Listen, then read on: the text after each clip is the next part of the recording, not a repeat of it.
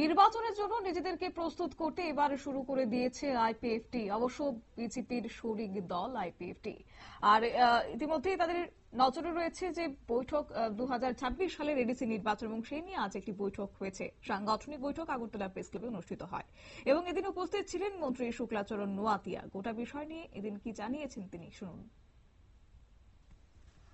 কর্মসূচি নিয়ে আমরা মাঠে ছিলাম। মূলত দাবি হচ্ছে আমাদের স্বশাসিত জেলা পরিষদ নির্বাচনকে পূর্ণাঙ্গ রাজ্য, আলাদা রাজ্য দাবি নিয়ে যে আমাদের স্বর্গীয় প্রাক্তন রাজ্য সরকারের মন্ত্রীও ছিলেন এবং দলের সুপ্রিমোও ছিলেন এবং ফাউন্ডার ছিলেন স্বর্গীয় এনসি দেববর্মা। ওনার আইডিওলজি নিয়ে আমরা বর্তমান পরিস্থিতিতে আমরা রয়েছি। আগামী দিনেও ওনার আইডিওলজি নিয়ে আমাদের এই দল এগিয়ে যাবে। সেই কর্মসূচিতে আমাদের আগামী দিনে ভূমিকা।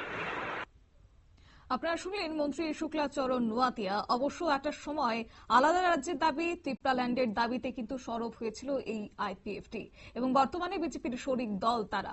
আর সেই নিয়ে অবশ্য তারা তাদের মতো করে প্রস্তুতিতে শুরু করে দিয়েছে, যেহেতু সামনে রয়েছে এডিসি নির্বাচন।